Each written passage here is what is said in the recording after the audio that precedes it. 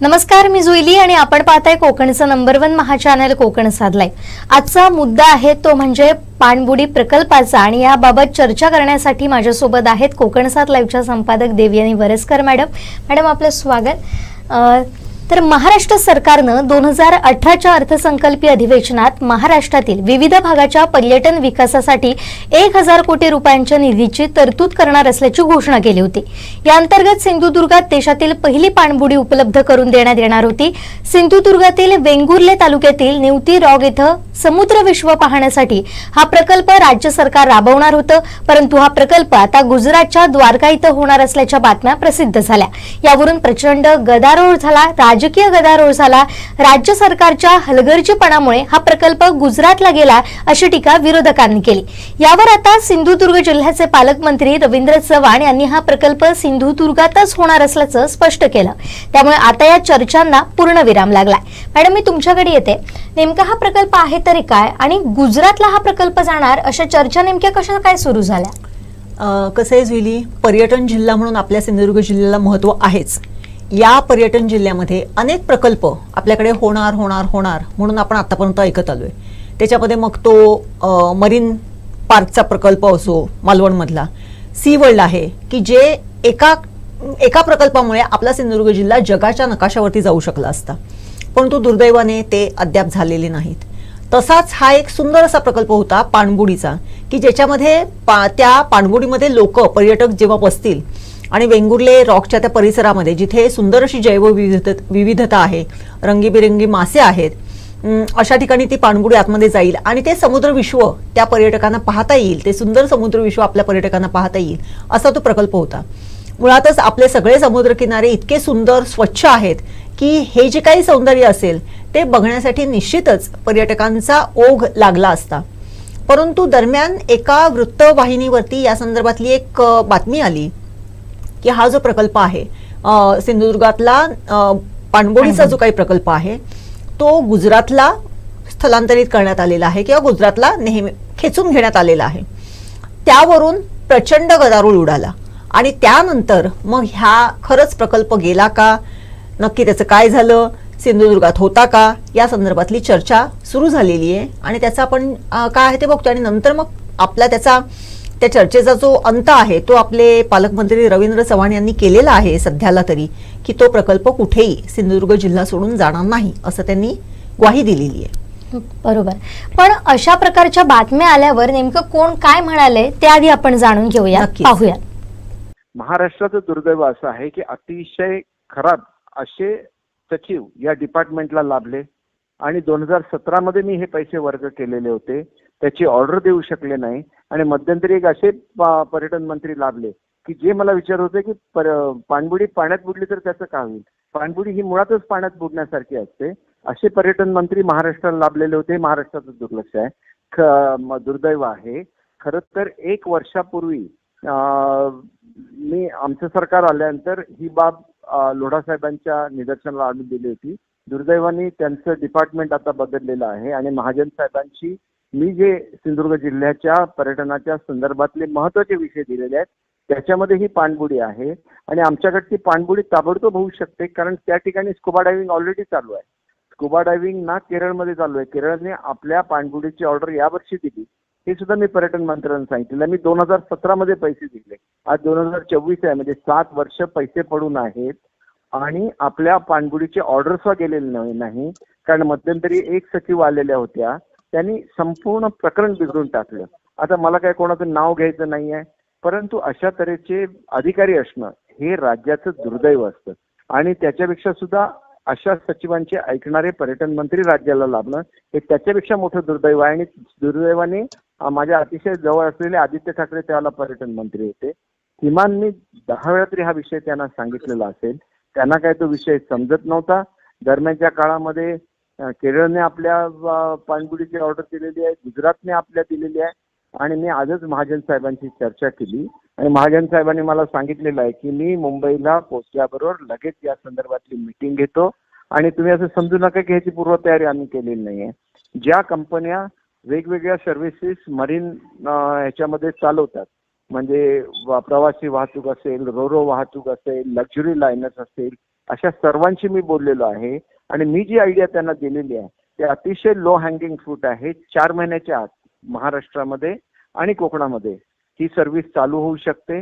त्याच्यासाठी काय काय करायचं हे सगळं मी त्यांना सांगितलेलं आहे आणि ते जर ताबडतोब त्याचं इम्प्लिमेंटेशन झालं तर आपल्याला प्रत्यक्षात तिथं मदरशिप आलेली दिसेल, फ्लोटिंग प्लॅटफॉर्म झालेला दिसेल, तिथूनच स्कुबा डायव्हिंग आज सुद्धा चालतं. तिथंच स्कुबा डायव्हर तिथून डायव्हिंग करू शकतात आणि त्याच्याबरोबरच पाणबुडी सुद्धा तिथूनच चालू राहू शकते. एवढंच नाही तर आपल्या किनारपट्टीचं वैशिष्ट्य असं आहे की तिथे निवती रॉक आहे, निवती रॉकवर एक्झिस्टिंग स्ट्रक्चर्स आहे, तिथं वर्ल्ड क्लास हॉटेल सुद्धा होऊ शकतं.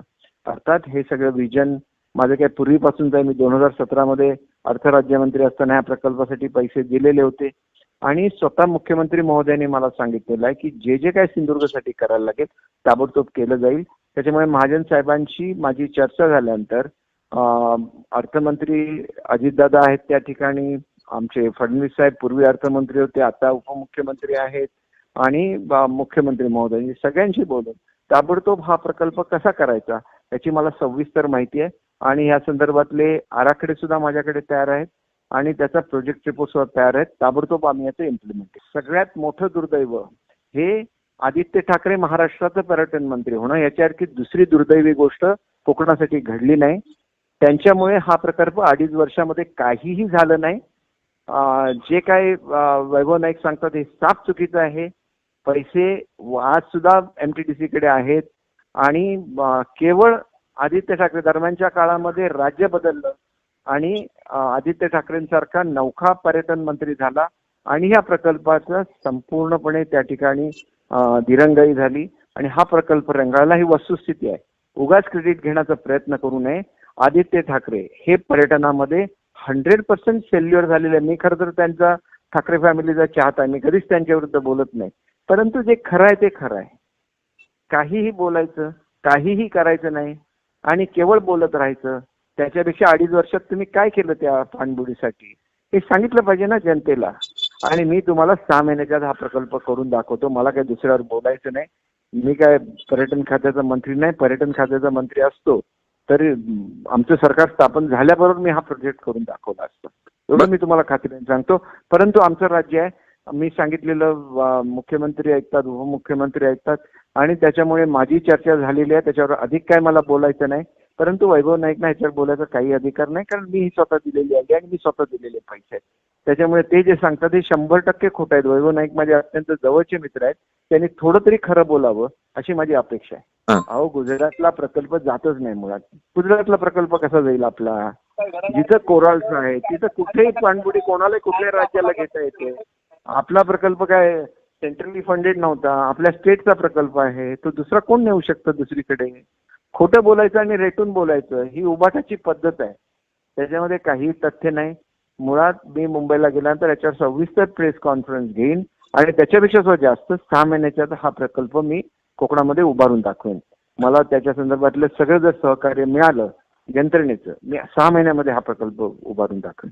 कारण मुळात हा प्रकल्प मी 2018 मध्ये कन्सेप्च्युअलाइज केला होता आणि मध्यंतरीच्या काळामध्ये दुर्दैवाने 19ला आदित्य ठाकरे महाराष्ट्राचे पर्यटन मंत्री झाले आणि संपूर्ण कोकणातल्या पर्यटनाला बॅकफुटवर जायला लागले. ही वस्तुस्थिती आहे. नवीन वर्षासाठी कुठेही गेलेलो नाहीये. नवीन वर्षाला मी मुंबईमध्ये आहे. 21ला आमचा कार्यक्रम आहे गेटवे ऑफ इंडियाला, मुंबई क्लिनलीनेस ड्राईव्हचा. फक्त 1 तारीखला मी तिरुपतीच्या दर्शनाला जाणार आणि परत नव्या जोमाने कामाला सुरुवात करणार. काम कुठेच थांबलेलं नाहीये. नवीन वर्ष काय मी सेलिब्रेट करत नाहीये. फक्त मी फॅमिली आमचं मॅरेज होतं आणि त्याच्यासाठी मी बाहेर गावी आहे आणि माझी मुलगी माझ्यावरच असते आणि ती कोकणाच्या पर्यटनाचा विकास व्हावा याच्यासाठी ती भारतामध्ये पहिलेली आलेली आहे त्या ह्याच्यामध्ये आपल्या हॉटेल मॅनेजमेंटमध्ये. त्याच्यामुळे ती सुद्धा तिच्या परीने जे काय अनुदान द्यायला लागतं तिने एक प्रकल्प अहवाल तयार केला. एवढा सुंदर प्रकल्प अहवाल आहे की त्याच्यासाठी तिथे काही अपेक्षा नाही, की तिला वाटतं की आपला हा भाग आहे आणि आपल्या भागामध्ये पर्यटनाचं वृद्धी व्हावी. ह्याच्यासाठी आम्ही सगळेच जण कटिबद्ध आहोत आणि ह्याच्यामध्ये काय राजकारणाचा भाग नाही. कोकणचं पर्यटन हा आमच्या जिव्हाळ्याचा विषय आहे आणि तो आम्ही करून दाखवणार आणि नव्या वर्षामध्ये अशी बातमी येणार वाईटातून काहीतरी चांगलं होतं आणि त्याच्यामुळे 100% हा पर्यटन प्रकल्प 6 महिन्याच्या आत उभा करून दाखवला जाईल, एवढं मी आपल्याला सांगतो. की दीपक भाईंनी आणलेला हा प्रकल्प, त्याच्यासाठी 24 कोटी रुपये देखील मंजूर झाले होते. पण दीपक भाई वारंवार पर्यटन मंत्र्यांना सांगत होते, पर्यटन मंत्र्यांनी त्याचं टेंडर देखील काढलं नाही आणि ते गेलं म्हणजे प्रकल्प काय केलेलं नाही. केरळला ऑलरेडी झालेला आहे, गुजरातला झालेला आहे. प्रत्येक राज्याला प्रत्येकाचा प्रकल्प करण्याचे अधिकार आहेत. पण हा प्रकल्प गेलेला नाही. हा प्रकल्प उद्या रत्नागिरीमध्ये होऊ शकतो, रायगडमध्ये होऊ शकतो, समुद्रकिनारी होऊ शकतो.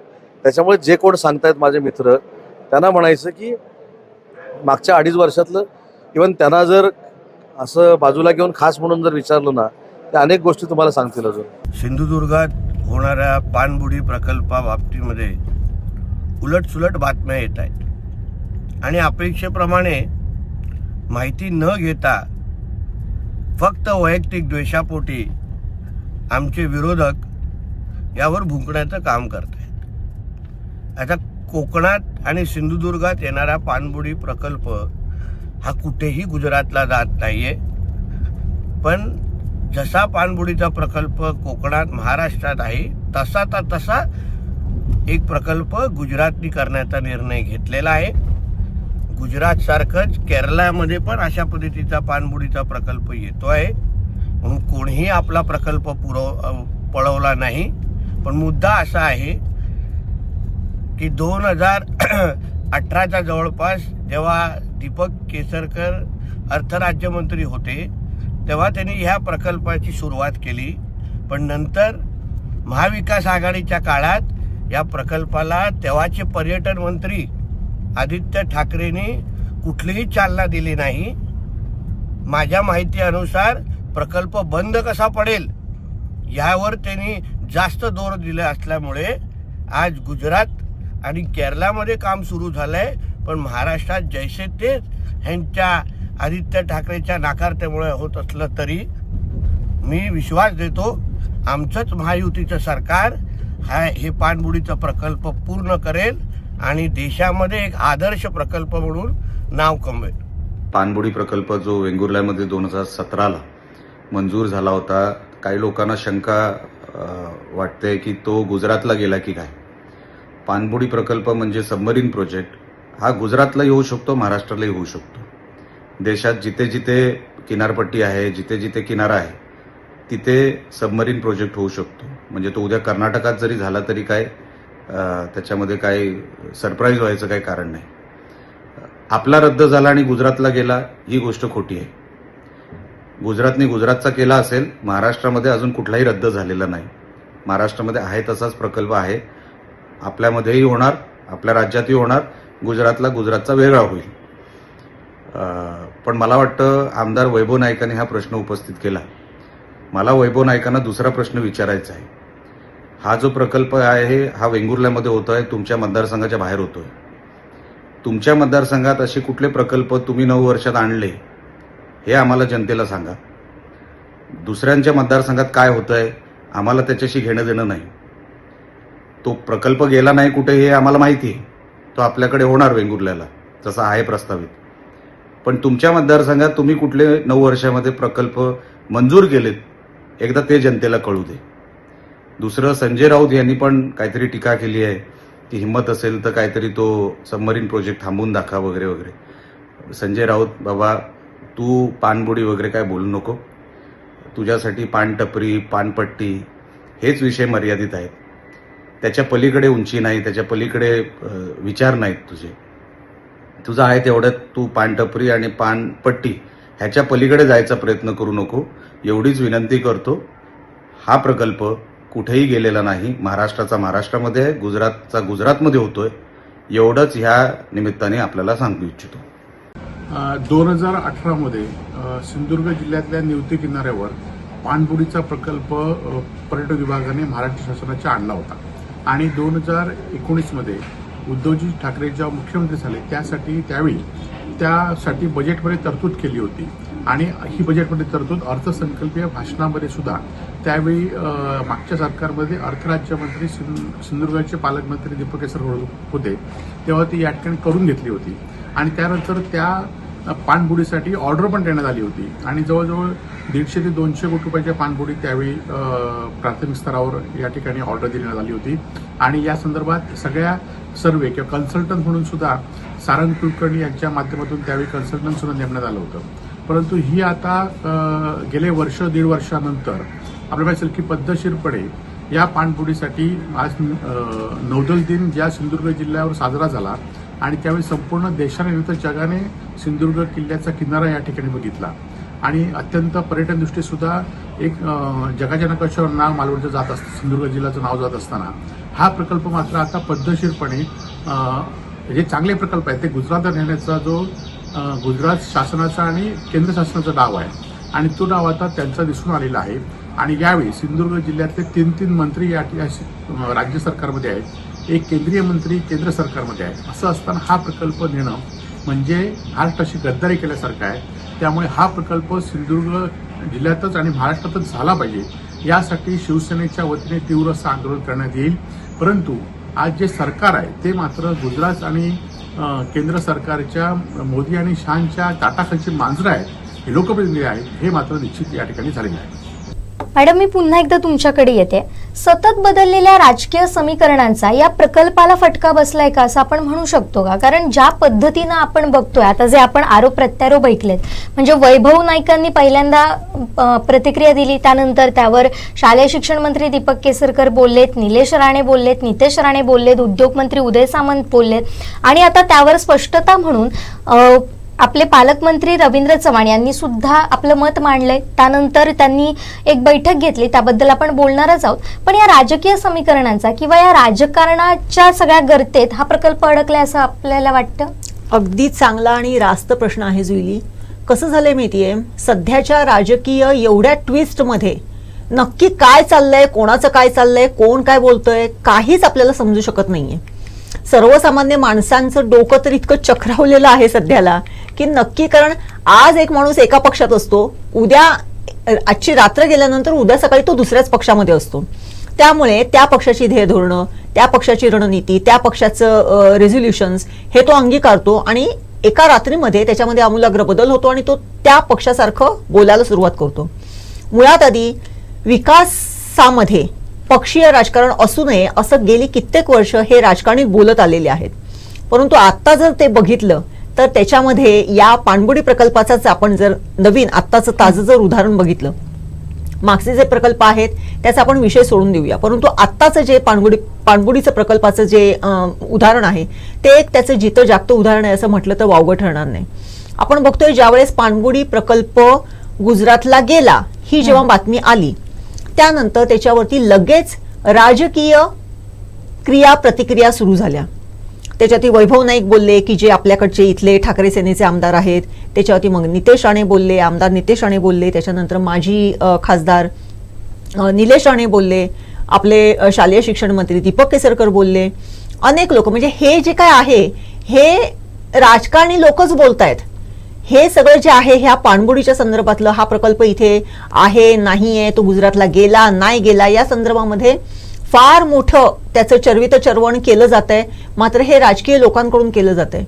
परंतु ज्या सर्वसामान्य माणसांच्या जीवनमानामध्ये या पाणबुडीच्या प्रकल्पाने फरक पडणार आहे, समजा वेंगुर्ले रॉकच्या परिसरामध्ये हा जर प्रकल्प झाला तर तिथला जो परिसर आहे, त्या बंदराच्या आवाक्यातला जो परिसर आहे, त्या लोकांच्या जीवनमानामध्ये जो काही फरक पडणार आहे त्या संदर्भामध्ये अजून कुठलीच चर्चा होत नाहीये। त्या लोकांमध्ये, त्या ग्रामस्थांमध्ये, त्या नागरिकांमध्ये या संदर्भातली कुठलीच चर्चा होत नाहीये। आणि मला ह्याचंच आश्चर्य वाटते की असे जेव्हा कल्याणकारी प्रकल्प जर आपल्याकडे येऊ घालत असतील आणि ते जर अचानक कुठेतरी जाण्याचं जर होत असेल तर याच्यामध्ये लोकांमधून जास्तीत जास्त उठाव होण्याची गरज आहे। कारण काय आहे, राजकारणामध्ये आज मी मगाशीच म्हटलं तसं आज एका पक्षातली लोक दुसऱ्या पक्षामध्ये आज कधी कुठे कसे जातील, त्याच्यामध्ये कशी फाटाफूट होईल, याच्यामध्ये आपण आता कुठलीच काहीच गॅरंटी देऊ शकत नाही। सगळं अनएक्सपेक्टेड आहे, म्हणजे काही उद्या होऊ शकते राजकीय पटलावरती। परंतु यामध्ये सिंधुदुर्ग जिल्ह्याच्या पर्यटनाचं आणि पर्यायाने इथल्या रोजगाराभिमुख तरुणांचं नुकसान होऊ नये एवढीच अपेक्षा आपण करूया। त्यामुळे या माध्यमातून सगळ्या आपल्या जे काही पॉलिटिशियन्स आहेत की ज्यांना हा प्रकल्प इथे व्हावा असं वाटतंय आणि ज्यांना हा प्रकल्प तिथे जाऊ नये असं वाटतंय त्यांना सगळ्यांना ह्या आमच्या माध्यमातून असंच माझं आव्हान आहे की हा प्रकल्प जास्तीत जास्त आपल्या ह्या जिल्ह्यामध्ये राहील याची आपण आटोकाट दक्षता घेऊया. राजकारण हे काय आपण करतच राहणार आहोत, परंतु विकासामध्ये राजकारण येऊ नये आणि हा सुंदर असा पथदर्शी किंवा एक रोजगाराभिमुख असा प्रकल्प आपल्या जिल्ह्यातून कुठेच जाऊ नये याच्यासाठी सर्वांनी एकत्र येऊन खरं म्हणजे लढण्याची गरज आहे आज. नक्कीच, जसं तुम्ही मॅडम म्हणालात की ज्या पद्धतीनं आता हे आपण राजकारणी बघतोय आरोप प्रत्यारोप करत होते, त्यांच्या प्रतिक्रिया सुद्धा आपण ऐकल्यात, मात्र संबंधित खात्याकडून सुद्धा याबाबतची स्पष्टता देणं गरजेचं होतं. जर अशा प्रकारचा प्रकल्प जर आपल्याकडे घोषणा होते त्याची 2018ला त्याची घोषणा झाली, अद्यापपर्यंत त्यावर काही झालं नाही आणि स्थित्यंतरं भरपूर झाली राजकारणात आपण पाहतोय, पण कुठेतरी म्हणजे समोर येऊन यावर स्पष्टता देणं गरजेचं होतं. ते अजूनही झाल्याचं आपल्याला दिसत नाहीये, फक्त हे मंत्री बोलतायत. आणि याच बाबत मुख्यमंत्री एकनाथ शिंदे यांनी सुद्धा प्रतिक्रिया दिली होती जेव्हा ते माध्यमांशी बोलत होते. ते काय नेमकं म्हणाले ते आपण पाहूयात. पर्यटन पाणबुडी प्रकल्प आपल्या राज्याचा आहे, जो आपल्या राज्यातून बाहेर जाणार नाही याची तुम्ही खात्री बाळगा. यासह आपल्या राज्यात इतरही मोठे प्रकल्प सुरू होत आहेत असं आश्वासन मुख्यमंत्री एकनाथ शिंदे यांनी काही दिवसांपूर्वी दिलं होतं. तर याच पार्श्वभूमी कालच आपण पाहिलं तर सिंधुदुर्ग जिल्ह्यातील पाणबुडी प्रकल्पासंदर्भात मंगळवारी मंत्रालयात बैठक झाली. पालकमंत्री रवींद्र चव्हाण हे स्वतः त्या बैठकीसाठी उपस्थित होते. आपले कलेक्टर किशोर तावडे आहेत, ते व्हर्च्युअल माध्यमातून त्या बैठकीत उपस्थित होते. तर त्या बैठकीत नेमकं काय झाले ते आपण पाहूयात. त्यांनी सोशल मीडियाच्या माध्यमातून ही सगळी माहिती दिली. तर ते असं म्हणतात की सिंधुदुर्ग जिल्ह्यातील प्रस्तावित पाणबुडी प्रकल्प हा जिल्ह्याच्या पर्यटन आणि विकासाला चालना देणारा प्रकल्प असून आमच्या शासनाचा महत्वाकांक्षी प्रकल्प आहे. तसेच नियोजनानुसार कोणत्याही परिस्थितीत हा प्रकल्प वेंगुर्ला येथूनच कार्यान्वित होणार आहे. मात्र आपल्या राजकीय स्वार्थासाठी विरोधक या प्रकल्पाबाबत जाणून बुजून गैरसमज पसरवतात. या पार्श्वभूमीवर सिंधुदुर्ग जिल्ह्यातील पाणबुडी प्रकल्पासंदर्भात मंत्रालयात बैठक झाली. या बैठकीत प्रस्तावित पाणबुडी प्रकल्पाची सद्यस्थिती आणि वस्तुस्थिती जाणून घेतली. या प्रकल्पासाठी आवश्यक निधीसाठी प्रशासकीय मंजुरी देण्यात आलेली आहे. पाणबुडी पर्यटन विकासासाठी मंजूर निधीपैकी काही निधी हा महाराष्ट्र पर्यटन विकास महामंडळाकडे वर्ग करण्यात देखील आलेला आहे.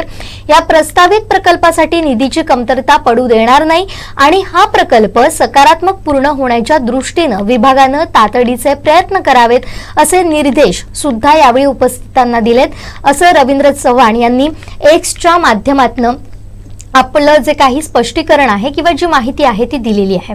मॅडम, आता आपण पाहिलं की आरोप प्रत्यारोप झाले, मंत्रालयात बैठक झाली, त्यामुळे आता तरी हा प्रकल्प वेग घेईल असं वाटतंय? नक्कीच. आता जो पालकमंत्र्यांनी जे काही इनिशिएटिव्ह घेतलेला आहे त्यांनी 2 दिवसापूर्वीच MTDC म्हणजे पर्यटन महामंडळाच्या सर्व वरिष्ठ अधिकाऱ्यांबरोबर आपल्या जिल्ह्याचे जिल्हाधिकारी यांची व्हर्च्युअल माध्यमातून त्यांनी ती मीटिंग घेतलेली होती आणि त्यावेळेस त्यांनी स्पष्ट सूचनाही दिलेल्या होत्या की हा प्रकल्प कार्यान्वित होण्यासाठी कशा पद्धतीने पुढचं काही कार्यकरण करावं लागेल त्या पद्धतीने तुम्ही पुढे ते काम सुरू करा. मग त्याला पर्यटन विभागाच्या प्रधान सचिव होत्या, पर्यटन महामंडळाच्या पर्यटन विभागाच्या ज्या काही MTDCच्या डायरेक्टर होत्या, अशा अनेक मोठे अधिकारी म्हणजे वरिष्ठ अधिकारी त्या मीटिंगला उपस्थित होते आणि त्यामध्ये पालकमंत्री रवींद्र चव्हाण यांनी स्पष्ट केलेलं आहे की कुठल्याही परिस्थितीत हा प्रकल्प गुजरातला जाणार नाही. गुजरातला असेल तो वेगळा असेल, परंतु महाराष्ट्रातला की सिंधुदुर्ग जिल्ह्यातला आणि वेंगुर्ले रॉकच्या परिसरातला हा जो काही पाणबुडीचा प्रकल्प आहे हा आपल्याकडेच राहणार, तो कुठेच जाणार नाही. पण जुईली या माध्यमातून मला एकच वाटते, पालकमंत्र्यांनी सांगितलं ते त्यांनी पालकत्वाच्या भूमिकेतून ही जी काही भूमिका घेतलेली आहे ती रास्तच आहे. परंतु मी असा सिंधुदुर्ग बघते भविष्यामध्ये की जो विकास कामांच्या मध्ये आपण विकास कामं म्हटली की आता जसं आरोप प्रत्यारोप होत आहेत की हा म्हणजे त्याच्यावरती असे अलिगेशन केले जात आहेत की हे ह्याचं खापर आहे ते त्याचं खापर आहे, मग तो आम्ही आणला आणि तो तुम्ही आणला.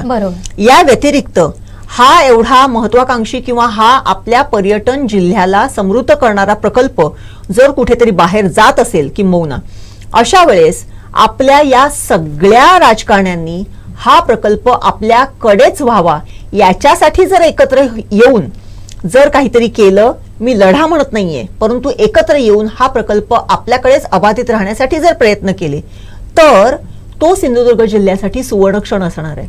आणि अशा पद्धतीने जर आपल्या जिल्ह्यासाठी जर काम झालं तर आपला सिंधुदुर्ग जिल्हा जो इतर लोक बघतायत किंवा आज अनेक राजकारणी सुद्धा बघतायत की आपल्या सिंधुदुर्गाला एका उंचीवरती जर नेऊन ठेवायचं असेल तर पहिल्यांदी हे सगळे राजकीय आरोप प्रत्यारोप बाजूला ठेवून विकासाच्या बाबतीत विकास पावण्याच्या बाबतीत ह्या ज्या काही गोष्टी की ज्या उपयोगी ठरणार आहेत त्याच्यासाठी ह्यांनी सगळ्यांनी एकत्र येऊन हे सगळे प्रकल्प, हे सगळे उद्योग, हे सगळ्या गोष्टी ह्या एकत्रित नेऊन पुढे जर नेल्या तर आपला सिंधुदुर्ग जिल्हा स्टार जिल्हा असेल आपल्या संपूर्ण महाराष्ट्रातला, की जो आज उपेक्षित म्हणून म्हटला जातोय की इथे सिंधुदुर्ग आज तू बघ ना आता म्हणजे आरोग्य विभागाचा जो जर आपला आपण भरपूर तो प्रश्न आपल्या माध्यमातून घेतलेला होता.